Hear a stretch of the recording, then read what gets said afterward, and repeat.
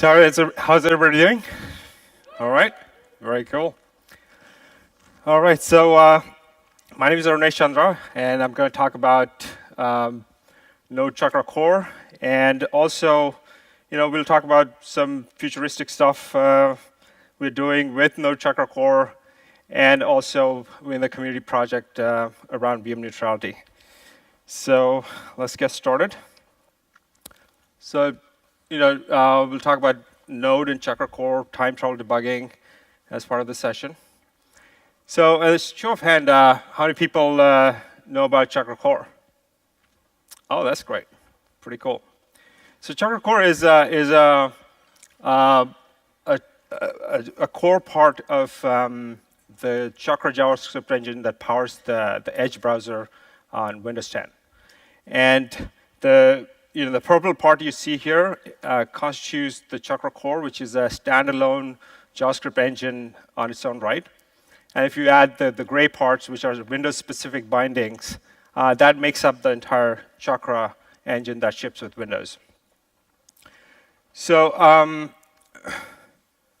ChakraCore is open source. Earlier this year, we went completely, the development is happening on GitHub. And it's been a really exciting time working with all the smart people in the community. Ever since we have gone open source, we have received a ton of PRs and numerous issues filed. And there's overall a lot of activity and engagement with the community. So it's been generally very great so far. And as a indication, one of the benefits for ChakraCore to be open source for you would be that you can use ChakraCore in your own scenarios and also be able to kind of extend on the functionalities and maybe hopefully contribute back. So, open source generally, we embrace it and we're loving it so far. We also ChakraCore is cross-platform.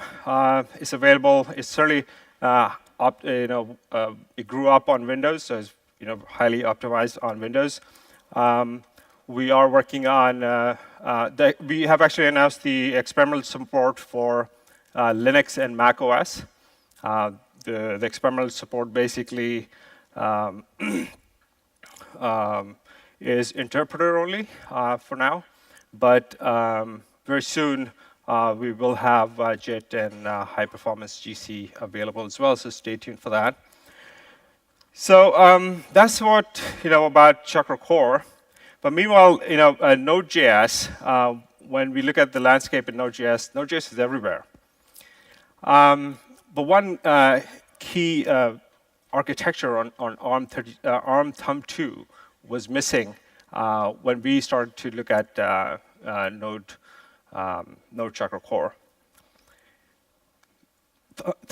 ARM Thumb 2 was important for us because Windows IoT Core, a brand new platform when we came out a couple of years ago, it was supporting Thumb 2 instruction set, and Node.js, the default Node.js did not allow developers to target this platform.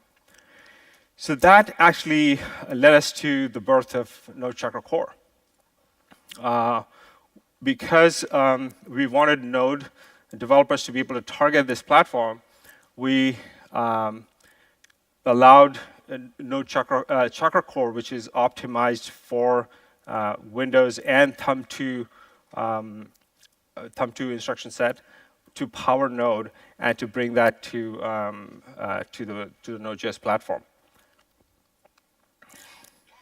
The architecture we kind of started with was very simple. We created a shim that binded with Node with a V8 specific V8 API shape, and then routed all the JavaScript calls to be served by the ChakraCore engine. With this, we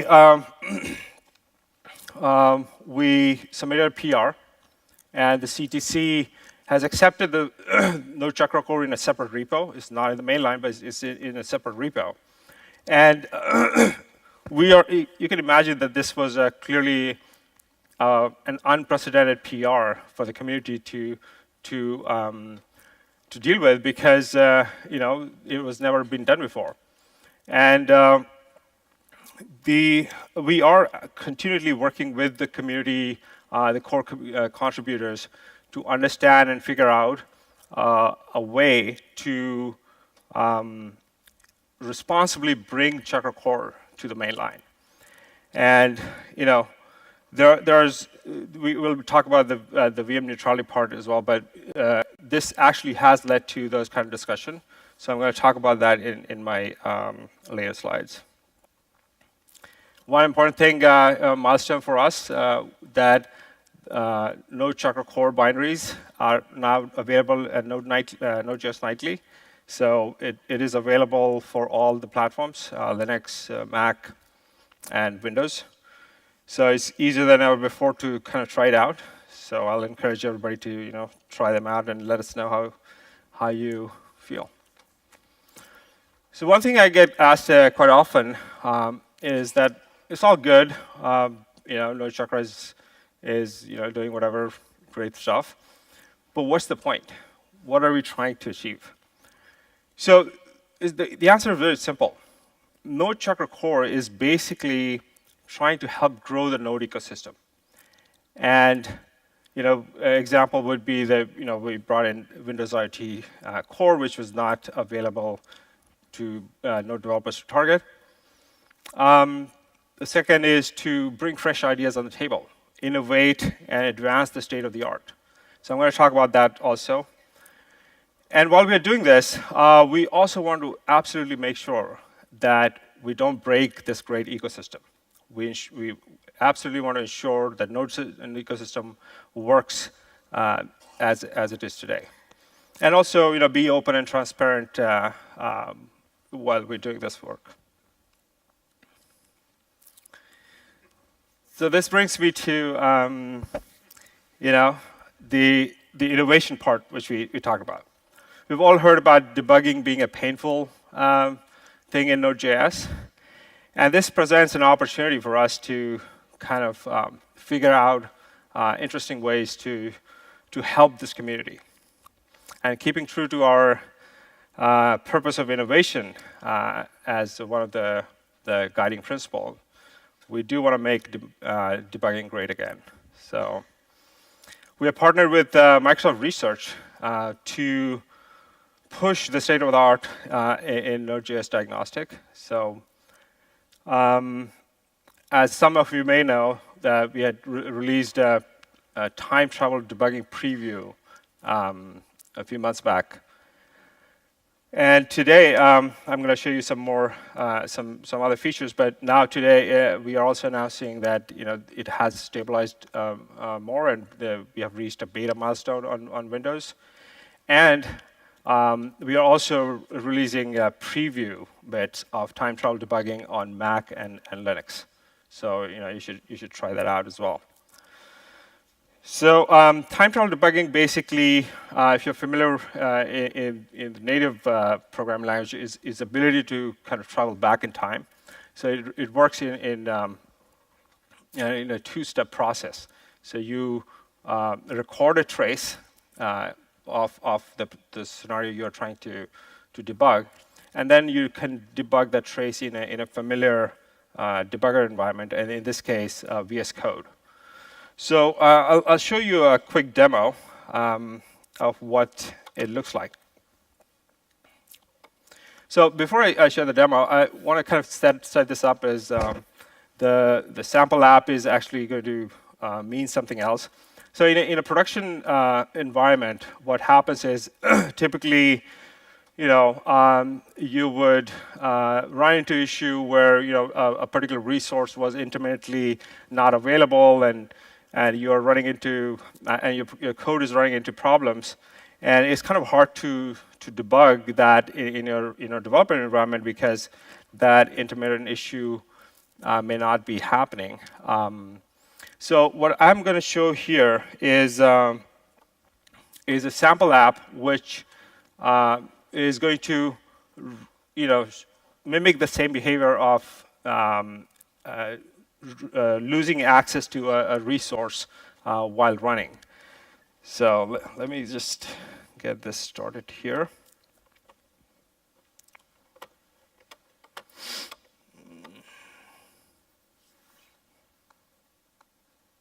Where is it?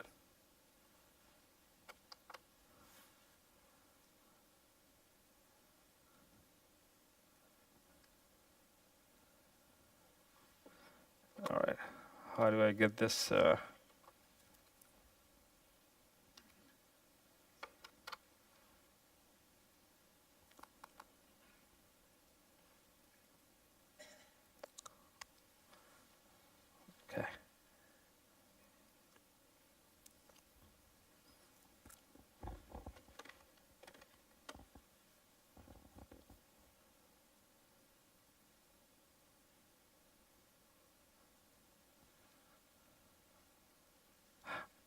Hold on. I have to kind of end the slide so it looks like. Okay. All right. So let me get to my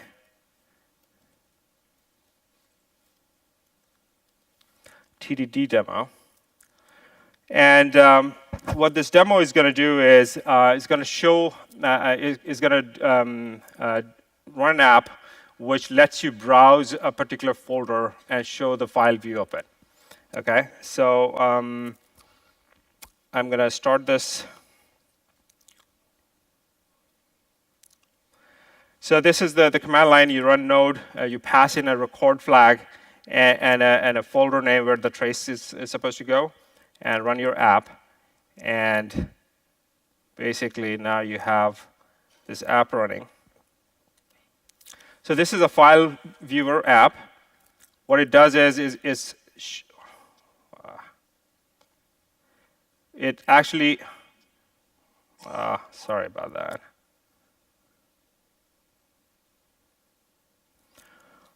It shows the file viewer a content of a particular folder. So if you look at this particular folder here, this app is actually showing the view of that folder. So just to mimic that, okay, there's some resources that it is depending on is on the disk. And let's say if you delete a file. So let's say the test output.log, if we delete this file here, okay, what happens now?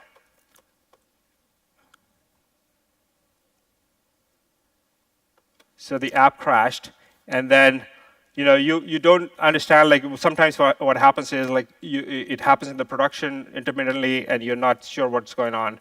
Then you have to kind of instrument your code for console.logs to understand what's going on here. But instead, because we have TDD going on, you can open up VS Code, which is supporting this feature, and just pass TDD debug with the same trace file, and then go launch this. And it is going to give you a full fidelity of the debugger to be able to diagnose that problem here. So you can see you can actually go step back, or you can go step in. And you can continue to step in the function and see what's going on. And I know that this function has an issue, so I'll just cut to the chase here. I'll put a breakpoint, and I know that this error state is not supposed to be null, but it is coming out to be null. So I'll say, okay, what happened here? And it is null. But if we want to kind of step back in time, we'll see what happened here. We can see that we step in. Oh, it looks like we have a missing break. So this, going back and forth in your trace, with your trace inside a debugger, that's pretty powerful. So this is the TDD debugging, which we are bringing to Node-Chakra, and it's available today as beta on Windows, and then preview on Mac and Linux. All right.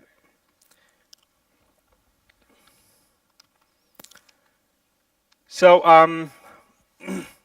about performance, I mean, performance is a really important aspect for Node-Chakra, and basically, currently what we see is what is going on?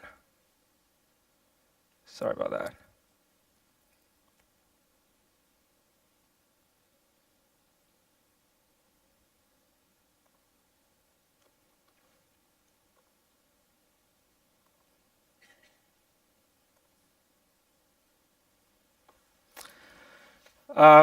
So performance is something really we care about a lot, and ChakraCore in its own is a really performant engine. If you look at the browser benchmarks on Octane and Jetstream, it's doing pretty good compared to its competition.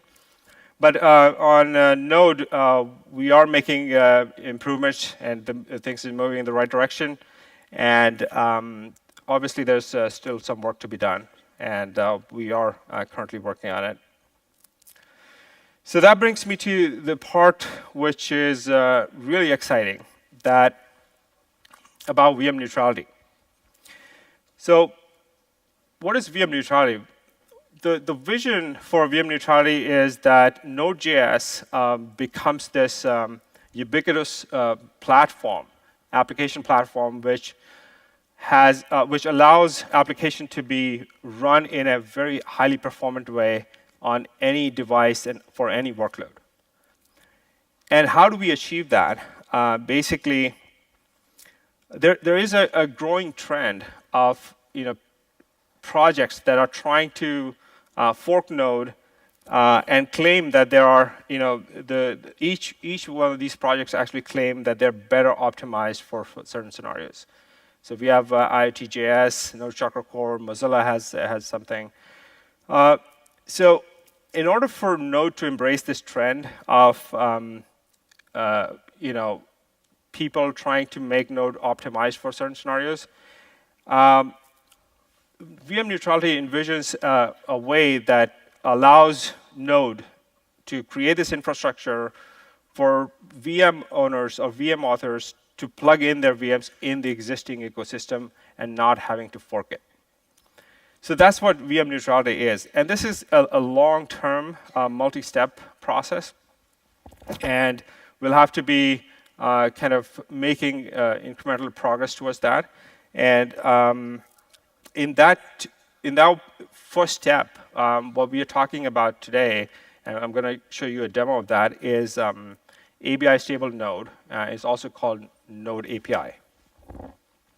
So what this is about is native modules. So I'm sure everybody is aware of problems related with native modules when Node versions change, like upgrading, and breakage and stuff like that. If you just do a Google search or a search on GitHub, you will understand what the native module problems are.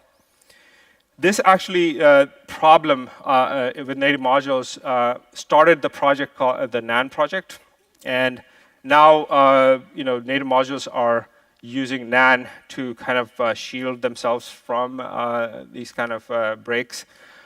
But that also, even if there are not breaking changes in Node versions, you still have to recompile the native modules for every version. So basically, there's a bunch of people from various companies came together and wanted to take another crack at it and solve this problem in a way that provides an ABI compatibility guarantee across different versions of Node, and also different Node VMs. So this actually Node.js API is going to create a layer on top of Node, something along this line. So the diagram on your right is, or left, is the current state where native modules are able to directly get into the JavaScript surface. And every time there's a rev in that, the modules break. So what we are envisioning is that there's an NAPI surface which native modules target, and then that API surface is guaranteed by Node and its underlying VMs to provide compatibility for. So let me show you a demo for this. So the demo is very simple. What we have done is that there is a level down native modules which has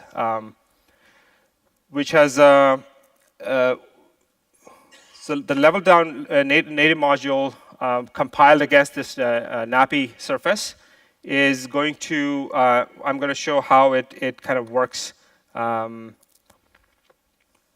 across the different versions and also different VMs. So let me get this here real quick.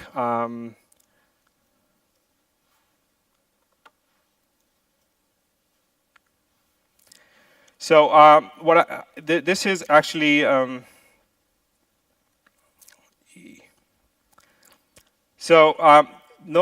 Node 10.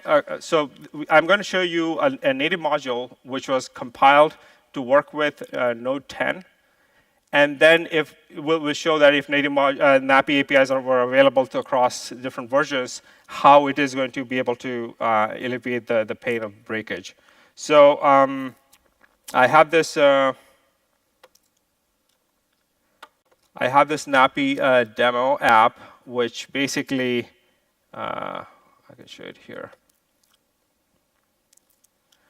It just uses level down, and it just does a read and write on the database.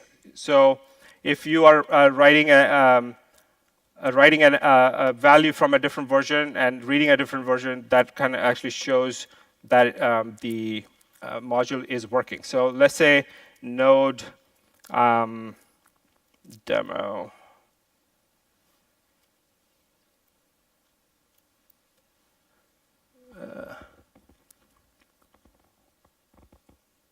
Okay, I'm not in the right folder.